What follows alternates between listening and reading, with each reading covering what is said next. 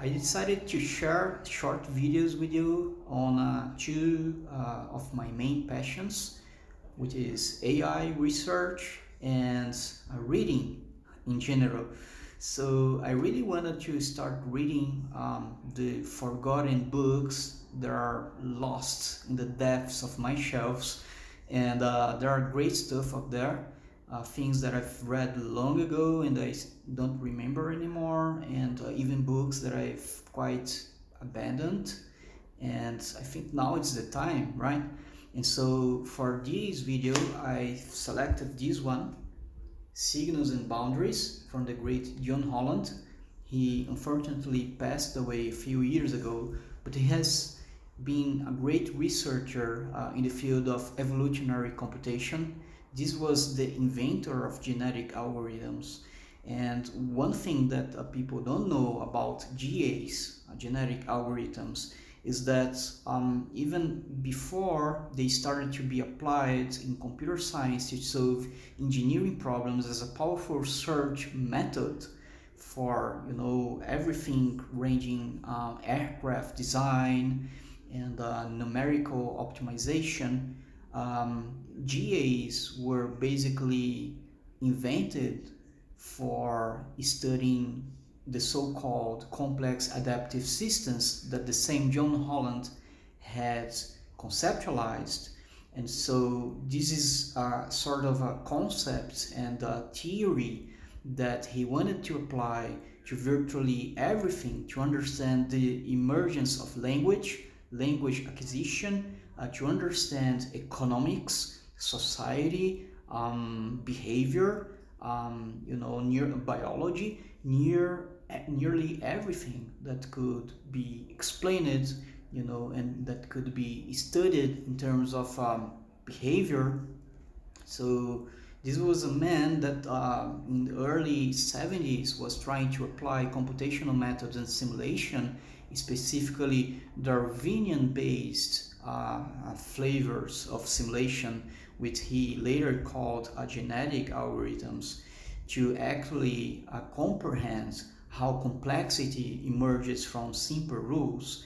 And it was only in the early 80s, I'd guess, that one of his bright students, David Goldberg, actually continued his work, John Holland's work on GAs, by improving the computational power of such methods, and started to really find engineering applications. And David Goldberg, among with some early pioneers, were the ones that leverage GAs. And nowadays, evolutionary computational is a method that can generate state-of-the-art results for training deep learning systems, especially when it comes to hyperparameter tuning and architecture search. So OpenAI, for instance, have used evolutionary strategies as a proxy for standard reinforcement learning algorithms,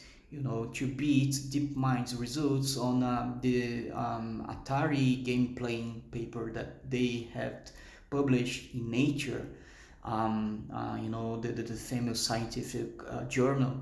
And so nowadays, evolutionary computation all of a sudden has become mainstream again.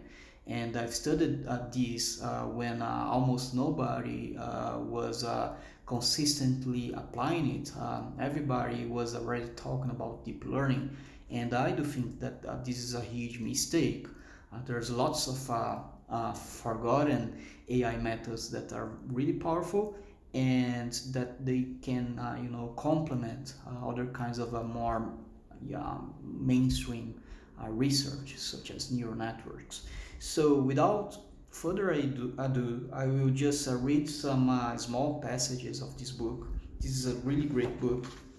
So I thought by starting to read the preface, I think that shows the character of John Holland, and will give you the idea of what the book is about.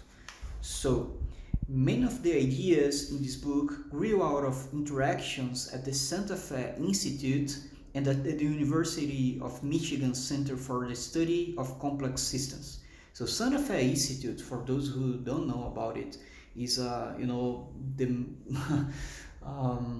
the temple, the main reference in studies of a complex science. It's a really great multidisciplinary research institute. If you don't know about them, you should definitely check them out. So, and it's interesting that he's mentioning that he actually had an interest in language acquisition and evolution, merging these seemingly two different fields of knowledge. So he continues, in the early 1960s, Bill and I worked together at the University of Michigan, designing the first courses for the Communication Sciences program, later the Department of Computer and Communication Sciences. After Bill left Michigan for a distinguished career at the UC Berkeley, we were out of contact for almost 40 years, though I was well aware of Bill's research. One day, a few years ago, I received an email from Bill, then at the City University of Hong Kong after retiring from Berkeley, inviting me to come to City University to explore ways in which our ideas, combined, might prove a new approach to language. There followed, in short order, a whole series of interactions based on extended meetings in Hong Kong and working groups at the Santa Fe Institute. So this is really amazing. Two men that had known each other for quite some time, that kind of a lost touch with each other, followed completely different field of studies in two separate continents and countries, decided to get back together to integrate their knowledge and to create something new and to share some new perspectives with the world. And all of a sudden, this is how genetic algorithms have been born. So by the integration and merge of two seemingly different disciplines. So that's the beauty of integration, of integrating seemingly separate knowledge. So John Holland continues, it was through Bill that I met Professor Elena Hong Gao and became aware of her remarkable work on children's acquisition of their first action words. Helena is fluent in Chinese, Swedish, and English.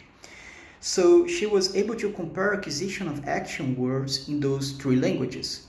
She discovered the striking fact that in all three languages, children acquired their first action words only after they could do the actions those words were named. It is remarkable. The link between gesture and speech was unmistakable. Through continued interactions, Elena and I began to explore what pre-primate abilities might lead to the increasing levels of consciousness involved in language acquisition. A later workshop at the Santa Fe Institute, followed by workshops and meetings at the University of Michigan, led to a manifesto by a group of well-known linguists proclaiming that language is a complex adaptive system. Because I had been exploring the notion of niche in ecosystems, along with the effects of boundaries in biological cells, these interactions drove me to consider the combined effects of idialects, dialects, and the like in providing boundaries, such as then and us, between speakers. It was natural to jump from these considerations to looking much more closely at the effects of signals and boundaries in all complex adaptive systems. This book is the result. If you had asked me when I was 60 if I would still be actively teaching at 80, I would have said absolutely not. But here I am at 83, still teaching at the University of Michigan and enjoying it. It's not through necessity, but because of the huge benefits of contact with new students full of curiosity and original insight.